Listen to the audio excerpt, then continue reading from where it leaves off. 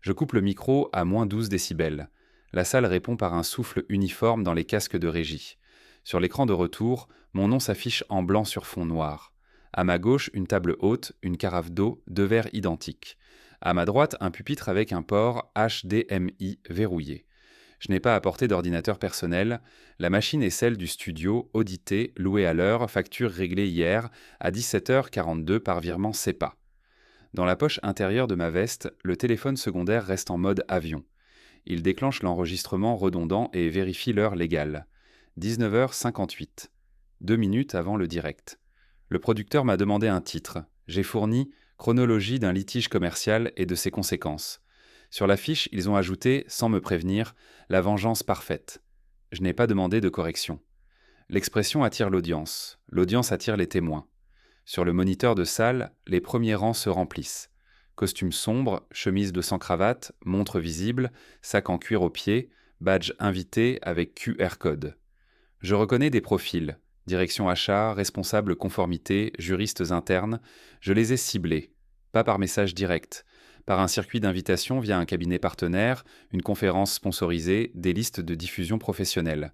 Chaque billet a une origine plausible. Derrière le rideau, le technicien me fait signe. Flux stable, plateforme prête, chat modéré. Les messages défilent. Je n'interagis pas. Je me contente d'observer les heures de connexion, les pics, les silences. J'ai appris à mesurer le bruit comme un indicateur. Le dossier sur le pupitre n'a pas de couverture. Seulement des intercalaires datés. 2004, 2006, 2011, 2018, 2025. Chaque page porte un identifiant de preuve. P01, P02, P03. Le même format que les annexes de procédure. L'avocat m'a conseillé d'éviter les adjectifs. Je l'ai écouté. Une notification s'affiche sur l'écran de régie. Présence confirmée, rang 2, siège 11. Le code n'a pas de nom. J'en ai un dans ma tête et un autre dans mes archives. Il a accepté l'invitation hier soir. Réponse courte, ponctuation parfaite. Capture enregistrée. Je me déplace vers le pupitre. Les caméras sont fixes, 3 angles, aucune improvisation. L'éclairage est assez froid, calibré pour effacer les ombres. Je préfère quand tout est net, la scène devient un document. Sur l'écran latéral, un compte à rebours, 0h45. Je glisse un doigt sous l'intercalaire 2011. Ce n'est pas le premier document, mais c'est celui qui tient la charpente. Contrat de prestation, 2 signatures, une clause de cession, un montant, 12 000 euros. Je l'ai payé, il l'a encaissé. Le contrat existe encore parce que je l'ai imprimé en double et stocké hors site. Les serveurs, eux, ont été perdus dans une migration selon sa version. Je relève la tête, au fond, des journalistes s'installent. Ordinateur ouvert, doigts posés sur les touches. Ils ont reçu un dossier de presse minimal. Lien vers registre public, extrait vérifiable, date, référence, pas de récit, des sources, 0020. Le producteur chuchote dans l'oreillette, restez sur les dates. Je réponds, reçu. Je vérifie encore l'heure, 20h. Le générique démarre. Une musique courte, sèche. L'écran central affiche mon visage en plan serré. Je fixe l'objectif, pas le public. Je m'appelle Antoine M. Je suis consultant en stratégie et en conformité. Ce que je vais exposer est documenté, daté et accessible après cette diffusion. Il ne s'agit pas d'une opinion. Je tourne la première page. P01, extrait Cabas d'une société connue de la salle. Je prononce le nom avec exactitude. Je cite le numéro Sirène. Je cite la date de création. Je cite les dirigeants successifs. Des stylos se lèvent, des téléphones se posent sur des genoux. Un point rouge apparaît sur un écran. Quelqu'un enregistre déjà. Je continue. P02, capture d'écran d'un site, version archivée. P03, dépôt de marque. P04, facture. P05, mail, en-tête complet, serveur d'origine. Une preuve toutes les 40 secondes. Le direct incruste date, montant, référence. Je ne commande pas. Je déroule. À 20h07, je bascule sur l'onglet Client. Une liste courte filtrée, ceux qui ont signé après 2018, ceux qui ont un service conformité structuré. Je n'affiche pas de nom, seulement des secteurs. Banque, assurance, santé, luxe. Je laisse les visages faire le travail. Sur la table, une enveloppe Kraft scellée porte un cachet d'huissier. Dedans, une clé USB chiffrée et un inventaire signé destiné au service conformité des sociétés présentes. Pas pour moi. Je regarde enfin la salle. Au rang 2, siège 11, il est là. Costume bleu nuit, sourire calibré, posture ouverte. Autour de lui, 4 personnes portent des badges de son entreprise. Et derrière eux, je reconnais les logos sur les invitations. Ce sont ses propres clients assis pour m'écouter. Je vois alors sur l'écran de régie l'ajout inattendu d'un participant au flux distant. Son avocat vient de se connecter en direct. Je reviens à 2004 parce que c'est là que la chaîne commence. Pas par un conflit, par un échange structuré, enregistré sans que personne ne le formule ainsi. J'avais 21 ans. J'étais en école de commerce, option finance, et je travaillais le soir dans un bar d'hôtel près de Montparnasse. J'avais un carnet à spirale où je notais des chiffres simples, recettes, pourboires, heures et des idées de service. Lui s'appelait Jérôme, même âge. Il venait souvent après les cours, toujours avec quelqu'un à saluer, toujours en avance sur la poignée de main. Il observait les gens comme un vendeur observe un flux. Il parlait vite, s'arrêtait juste assez pour laisser l'autre compléter. On s'est rapproché parce qu'il savait se rendre utile. Il m'a trouvé un stage non payé, mais stratégique. Il a introduit mon prénom à des personnes qui oubliaient celui des autres. Il a commencé à emprunter de petites choses, un manuel, un badge, une clé USB. Il rendait tout, sauf une fois. La clé USB, il l'a égarée. Je n'ai pas insisté, à l'époque, je classais mal. Au printemps 2005, j'ai rencontré Claire lors d'un événement étudiant sponsorisé par une banque. Elle travaillait déjà, alternance, service innovation. Elle posait des questions techniques, pas des questions de surface. Elle ne demandait pas pourquoi, elle demandait comment. Je lui ai parlé d'un système simple, une plateforme de gestion de preuves et de conformité pour PME, avec archivage, traçabilité et extraction automatique pour audit. Rien de futuriste. De la logistique documentaire appliquée à des obligations qui s'empilaient dans le monde déjà. Elle a noté des mots précis. Le lendemain, elle m'a envoyé un mail avec 3 points et une question sur la structure de coût. À cette période, Jérôme traînait souvent autour de nous. Il s'asseyait à côté sans être invité. Il posait des questions dont les réponses le mettaient en valeur. Il plaisantait avec les serveurs, se faisait reconnaître. Il se présentait comme cofondateur de choses qui n'existaient là pas encore. Je l'ai laissé faire. J'avais autre chose, des cours, un job, et ce mail de Claire qui demandait une réponse. En juillet 2005, j'ai commencé à mettre l'idée au propre. Un document Word, 10 pages, titre court, tableau de flux, estimation des coûts d'hébergement, segmentation client. J'ai imprimé 2 exemplaires. Je les ai agrafés. Sur la dernière page, j'ai écrit au stylo version 1,2, 17 juillet 2005, AM. Je l'ai montré à Jérôme parce que je pensais qu'il pouvait m'aider à structurer une présentation. Il avait de l'aplomb. Il parlait marché comme on parle météo. Il a lu vite, trop vite, et il a demandé à l'emporter pour relire. Le lendemain, Claire n'a pas répondu. 2 jours après, elle a annulé un rendez-vous. Elle a envoyé un SMS. Semaine chargée, je te recontacte. Je n'ai pas renvoyé de relance. J'ai gardé le message. Fin août 2005, Jérôme m'a invité à une soirée réseau. Un loft, des cartes de visite, une marque de bière affichée, un photographe qui envoyait les clichés le lendemain. Jérôme circulait comme s'il possédait la pièce. Claire était là, pas seule. Elle portait une robe sobre, téléphone dans la main, et elle parlait avec Jérôme en posture rapprochée, pas celle d'un échange neutre. Quand elle m'a vu, elle a fait un signe court, puis a repris sa conversation. Pas de présentation, pas d'explication. J'ai observé les déplacements, ils se coordonnaient, ils se suivaient. Au milieu de la soirée, Jérôme m'a tiré vers la cuisine. Il a posé une main sur mon épaule, geste d'ami, et il a dit « J'ai pitché ton truc à 2 personnes, ça peut décoller, mais il faut être clean sur les parts. » Il a sorti une feuille pliée, un tableau de répartition. 60% pour lui, 40% pour l'équipe, sans mon nom. Il a ajouté « Je gère la relation, toi tu fais la partie technique. » Je n'étais pas développeur, je savais structurer, chiffrer, documenter. Je l'ai dit, il a répondu « On trouvera ». 2 jours plus tard, mon document Word n'était plus chez lui. Il m'a dit « Je l'ai laissé chez un contact. » Puis « On le récupère. » Puis « De toute façon, je l'ai scanné. » Je lui ai demandé le fichier. Il a envoyé un PDF sans métadonnées avec une page manquante, celle où j'avais écrit la version et la date. J'ai ouvert le PDF et j'ai constaté que les titres avaient été reformulés, plus marketing, moins exact. En bas, un logo apparaissait, un nom de projet que je n'avais jamais écrit. En novembre 2005, j'ai vu ce nom pour la première fois en public, sur un site vitrine. Fondé par Jérôme D, avec une adresse mail de domaine propre. La promesse reprenait mon schéma. Archivage, traçabilité, export audit. Les phrases en CTA les miennes, juste raccourcies. Sur la page équipe, il y avait Claire présentée comme responsable produit. Je l'ai appelée, elle n'a pas décroché.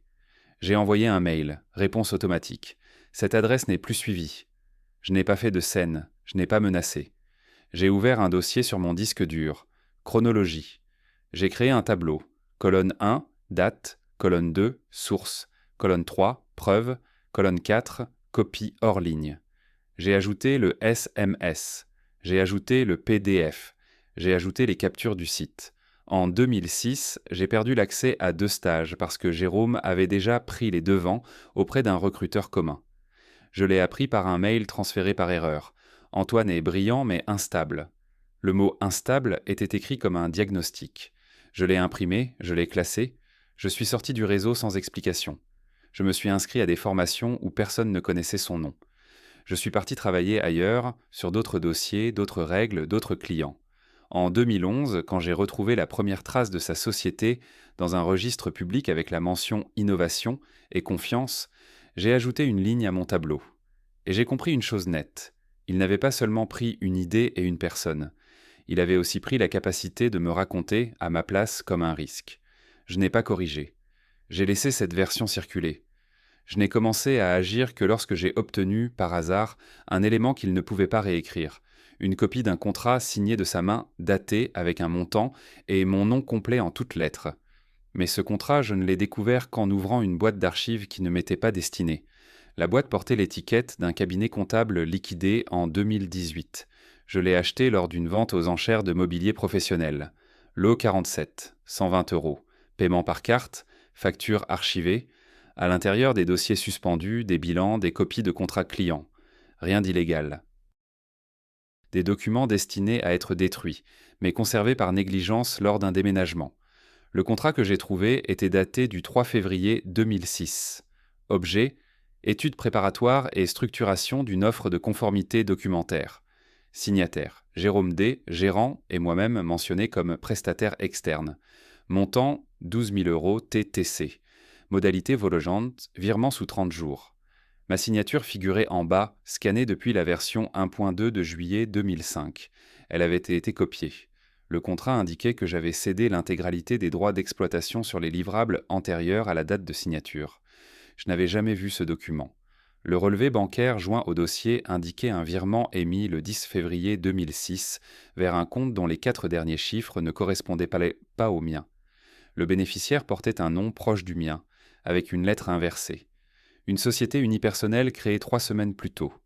Gérant, Jérôme D. Je n'ai contacté personne. J'ai scanné chaque page en 600 dpi. J'ai extrait les métadonnées. J'ai vérifié les en-têtes de fax. J'ai commandé, via le greffe, l'historique complet de la société intermédiaire. Radiée en 2008. Actifs transférés à la société principale. Je suis revenu au présent avec ces éléments, mais sans les utiliser. Pas encore. Entre 2012 et 2022, j'ai construit ma propre trajectoire.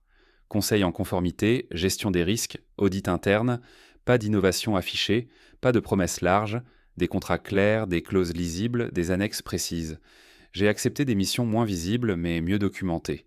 Chaque recommandation était archivée, chaque échange confirmé par mail, chaque paiement traçable. J'ai investi dans ma réputation comme on alimente un fonds indiciel, régulièrement sans bruit. En 2018, j'ai publié un article technique sur la traçabilité des preuves numériques en cas de contentieux commercial. Revue spécialisée, comité de lecture, pas de storytelling. Des cas pratiques anonymisés. L'article a été cité dans 2 conférences professionnelles. J'ai accepté d'intervenir sans mentionner mon passé. En parallèle, j'ai observé la croissance de son entreprise. Levée de fonds en 2019, 1,8 million d'euros. Article dans la presse économique. Citation sur l'éthique au cœur du modèle. J'ai sauvegardé l'interview. J'ai noté les phrases exactes. Il parlait de culture de la transparence. En 2021, j'ai identifié 3 clients majeurs de sa société. Une banque régionale, un groupe de cliniques privées, une maison de luxe. J'ai étudié leur rapport RSE. Tous mentionnés dans des engagements forts en matière de conformité et d'intégrité des partenaires. Je n'ai pas approché ces entreprises pour parler du passé. J'ai proposé des audits indépendants sur d'autres sujets, cartographie des risques fournisseurs, vérification des processus internes. J'ai travaillé avec leurs équipes conformité. J'ai livré des rapports détaillés, sourcés, structurés. J'ai respecté les délais. J'ai refusé 2 missions où le périmètre n'était pas clair. En 2023, j'ai été invité à rejoindre un groupe de travail sur la fiabilité des prestataires externes. Membres, directeurs conformité, juristes, consultants. J'ai contribué sur la méthodologie de vérification des antécédents commerciaux. J'ai proposé un modèle simple, chronologie, cohérence des déclarations publiques, concordance des flux financiers. Pendant ce temps, Jérôme a commencé à recevoir des demandes indirectes. Pas des accusations, des questions techniques. Pouvez-vous préciser l'origine de votre méthodologie initiale? Existe-t-il des documents fondateurs accessibles? Les questions provenaient quand même de ses propres clients dans le cadre d'audits internes. Je sais qu'il a perçu une variation. Les réponses qu'il a apportées sont devenues plus longues, moins précises. J'ai obtenu copie de 2 d'entre elles, transmises par des interlocuteurs que j'avais formés sur la rigueur documentaire. Il parlait d'évolution naturelle, de co-création. Aucun document joint. En septembre 2025, j'ai enregistré le nom de domaine correspondant à la version initiale du projet, celui de 2005, jamais protégé à l'époque. J'y ai publié une chronologie factuelle, sans commentaire, avec référence publique vérifiable. Le site n'a pas été promu. Il a été indexé. 2 semaines plus tard, un article de presse a cité mon nom comme expert indépendant sur un sujet connexe. L'URL de la chronologie est apparue en bas de page, en note. Je n'ai pas envoyé de lien direct à Jérôme. Je n'ai pas cherché de contact privé. J'ai continué à intervenir publiquement sur des sujets techniques, à accumuler des références croisées, à consolider ma position comme source fiable. Puis, en décembre 2025, j'ai reçu un message bref d'un directeur conformité d'un de ses principaux clients. Nous procédons à une revue historique. Seriez-vous disponible pour une présentation méthodologique en janvier? J'ai répondu oui. Je n'ai pas mentionné le contrat de 2006. Pas encore. Ce que Jérôme ignore, c'est que la revue historique qu'il pensait interne a été élargie à l'ensemble de ses partenaires stratégiques, et que le calendrier de cette revue coïncide exactement avec la date de renouvellement de 3 contrats majeurs, représentant plus de 60% de son chiffre d'affaires. Je n'ai pas choisi la date au hasard. Les renouvellements étaient prévus le 31 mars. J'ai proposé ma présentation le 15 mars, 2 semaines avant les comités d'engagement. Titre: Méthodologie de vérification des origines et cohérence des offres de conformité. Aucun nom cité dans l'invitation. La salle était plus petite que celle du studio, mais les décideurs étaient là. Banque, clinique, maison de luxe, les mêmes visages que ce soir, au rang 2. Je suis entré avec une clé USB scellée, inventaire annexé. J'ai commencé par des principes généraux, traçabilité, antériorité, concordance des flux. Puis j'ai affiché un cas pratique anonymisé. Chronologie à l'écran, 2005, document version 1,2, horodatage local, empreinte SHA, 256 générée aujourd'hui, correspondance avec une sauvegarde sur support optique daté 2006. 2006, contrat P07, mention de cession, signature scannée, absence d'original papier.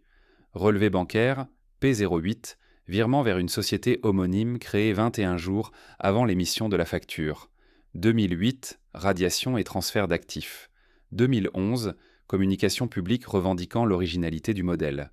Je n'ai pas dit fraude, j'ai dit incohérence structurelle.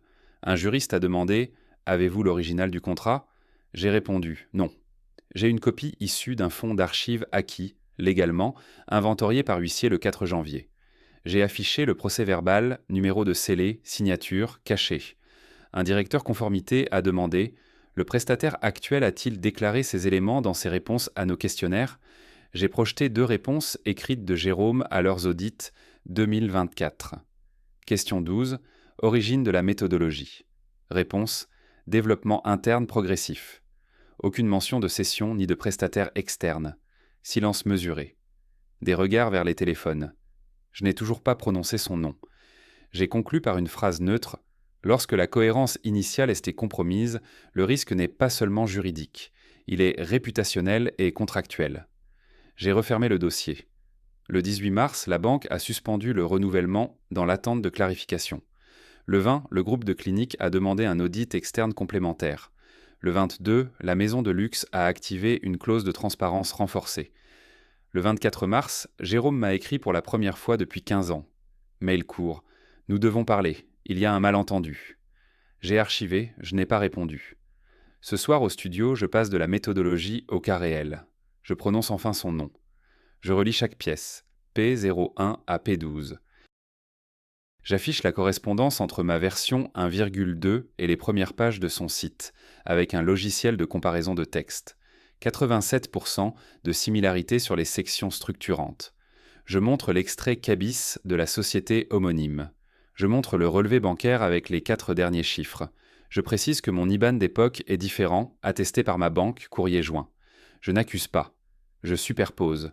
Au rang 2, siège 11, sa posture change. Épaules plus hautes, mâchoire serrée, main droite qui ajuste la montre sans raison. Un des responsables conformité à côté de lui ne le regarde plus. Il regarde l'écran. Je présente la pièce P13, l'échange de 2006 avec le recruteur, où le mot instable apparaît. Je ne commente pas. Je lis l'en-tête complet, serveur, date, heure. Je termine par l'enveloppe Craft. Je l'ouvre.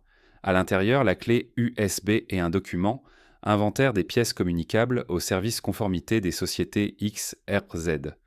Je précise que chaque service recevra un accès chiffré après la diffusion. Le producteur me fait signe, 5 minutes restantes. Je conclus. Les éléments présentés sont vérifiables. Les décisions appartiennent aux organisations concernées. Je coupe le micro. À 20h43, je vois 2 personnes du rang 2 se lever discrètement et sortir. Jérôme reste assis. Son téléphone vibre. Il ne répond pas. Sur l'écran de régie, une notification apparaît. Maison de luxe, résiliation immédiate notifiée. Puis une seconde, banque, mise en demeure envoyée. Je regarde Jérôme. Il ne me regarde plus. Il fixe l'écran central où son nom reste affiché, associé aux pièces numérotées. Je n'ai rien ajouté. Je constate seulement qu'à partir de cet instant, sa réussite n'est plus un récit. C'est un dossier. Les notifications ont continué après la coupure du direct. Je les ai vues plus tard en téléchargeant le rapport d'audience. 21h12, clinique, suspension conservatoire. 21h37, cabinet d'audit, demande d'accès aux pièces. Les eurodatages figurent dans le fichier CSV exporté par la plateforme. Je l'ai archivé sous la référence P21. Je ne suis pas resté dans le studio. J'ai signé la feuille de sortie, récupéré ma carte d'identité et quitté le bâtiment par l'issue latérale. Dehors, la rue était neutre. Circulation fluide. J'ai marché jusqu'au parking souterrain, niveau -2. Ma voiture est immatriculée au nom de ma société. Assurance à jour, aucun logo. À 22h03, Jérôme a publié un message sur son réseau professionnel. Allégation infondée. Procédure en cours. Capture réalisée à 22h04. À 22h19, le message était modifié. Le mot infondé avait disparu. À 23h02, les commentaires étaient pas désactivés. J'ai conservé chaque version via un service d'archivage tiers. Le lendemain, la presse économique a repris l'affaire. Pas sur le registre émotionnel. Sur le registre du risque fournisseur. Incohérence documentaire dans une scale-up de la conformité. Mon nom apparaissait comme source des pièces, avec mention de mon rôle dans des groupes de travail sectoriels. Aucun adjectif. Le 3 avril, la banque a résilié formellement. Lettre recommandée AR, clause 14, virgule 2 activée. Le groupe de clinique a annoncé un appel d'offres accéléré. La maison de luxe a communiqué en interne sur l'exigence d'alignement éthique. Les 3 décisions représentent 64% du chiffre d'affaires 2024 de la société de Jérôme, selon ses propres déclarations publiques. J'ai recoupé avec les comptes déposés. Il a tenté une action en diffamation. Assignation reçue le 12 avril. Mon avocat a répondu le 18, pièce jointe, procès-verbal d'huissier, empreinte numérique, attestation bancaire. Le 27, son conseil a proposé une médiation confidentielle. J'ai refusé. J'ai proposé une audience publique. En mai, 2 cadres ont quitté son entreprise. Annonce sobre sur leur profil, nouveau défi. En juin, un investisseur a déprécié sa participation. Mention dans un rapport trimestriel. En juillet, la société homonyme créée en 2006 a refait surface dans un article d'investigation. Le journaliste a trouvé le même relevé bancaire que moi. Il a cité le numéro de société. Il n'a pas eu besoin de moi. Je n'ai jamais rencontré Jérôme en privé. Je n'ai pas répondu à ses messages. Je n'ai pas demandé d'excuses. Je n'ai pas sollicité d'indemnité. Les pièces ont circulé seules parce qu'elles étaient structurées pour circuler. Ma propre activité n'a pas augmenté de manière spectaculaire. Elle est restée stable. 3 nouveaux contrats, signés après vérification mutuelle.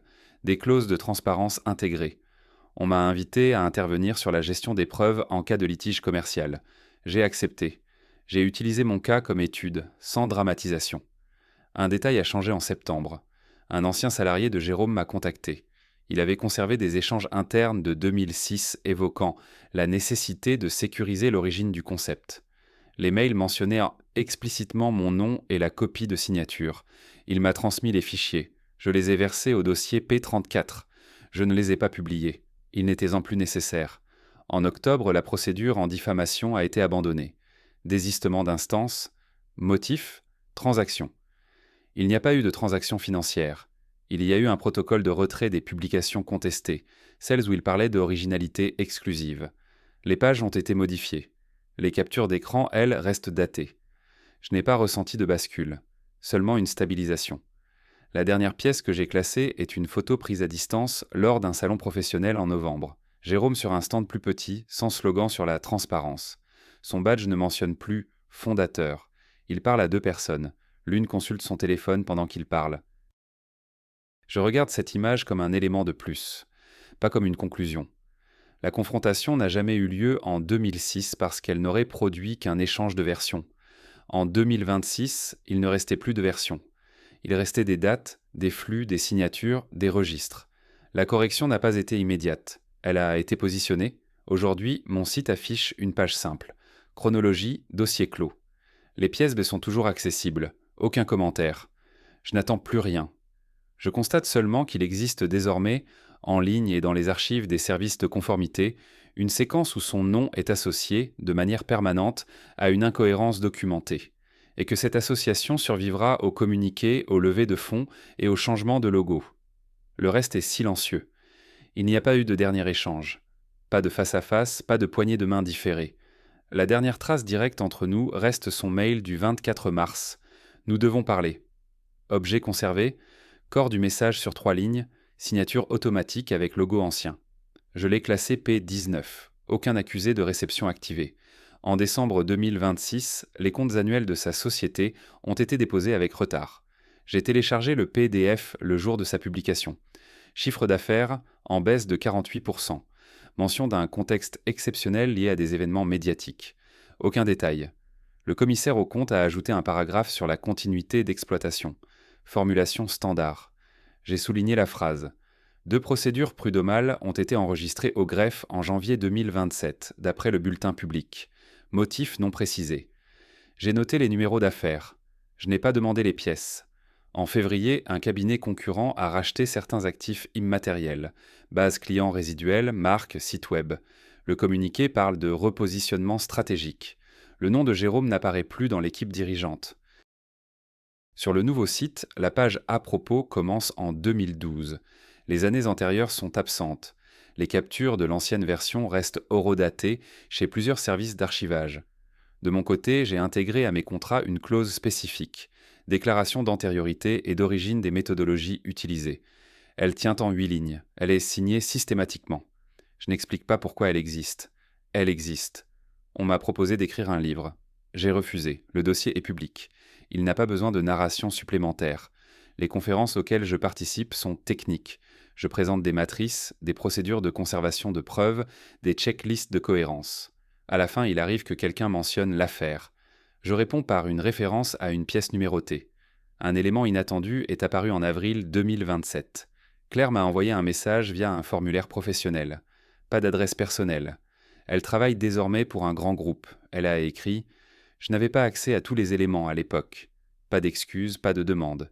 J'ai répondu « Les pièces sont en ligne. » Fin d'échange. Je n'ai jamais cherché à récupérer les 12 000 €. Le montant figure dans le contrat P07. Ajusté à l'inflation, il reste marginal au regard des flux ultérieurs. Ce n'était pas un sujet financier. C'était un sujet de traçabilité. Parfois, je relis la première page de la version 1,2, celle du 17 juillet 2005. Le titre est simple. Les fautes mineures sont visibles. La structure tient. Je la compare aux documents actuels que je produis. Ils sont plus denses, plus normés, mais la logique est identique. La vengeance n'a pas pris la forme d'une sanction pénale. Elle a pris la forme d'une mise en cohérence publique. J'ai déplacé le centre de gravité, de l'opinion vers l'archive, du récit vers le registre. Il m'arrive de recevoir des messages d'étudiants qui ont étudié le cas en cours de conformité. Ils parlent de gestion du risque réputationnel. Je leur réponds de vérifier les sources primaires. Je n'ai pas supprimé la page chronologie, dossier clos. Je ne l'actualise plus. Elle existe comme une pièce jointe permanente à son nom dans les moteurs de recherche professionnels. Je ne sais pas où il travaille aujourd'hui. Je n'ai pas mis d'alerte sur son patronyme. Je n'en ai pas besoin.